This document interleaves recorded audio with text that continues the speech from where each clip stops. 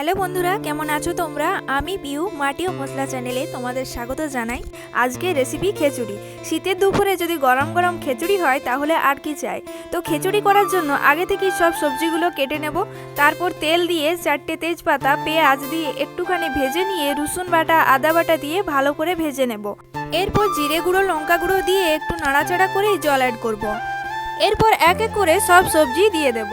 প্রথমে দিয়ে দিলাম বিনস, গাজর, আলু, কুমড়ো, টমেটো আর কয়েকটা চিরা কাঁচা লঙ্কা, বাঁধাকপি দিয়ে ভালোভাবে নাড়াচাড়া করে হলুদ গুঁড়ো, নুন দিয়ে আগে থেকেই ধুয়ে রাখা মুগ, মুসুর, কলাই আর চালটা দিয়ে দেব।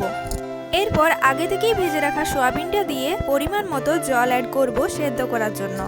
আর মাঝে মধ্যে একবার করে ঢাকাটা খুলে নাড়াচাড়া করে নেব যাতে লেগে না যায়। তারপর সেদ্ধ হয়ে গেলে গরম মশলা দিয়ে নামিয়ে নিলেই রেডি দারুণ স্বাদের খিচুড়ি। বন্ধুরা, এইরকমই নতুন নতুন রেসিপি দেখতে চাইলে আমার এই চ্যানেলটিকে সাবস্ক্রাইব করতে একদম ভুলো না।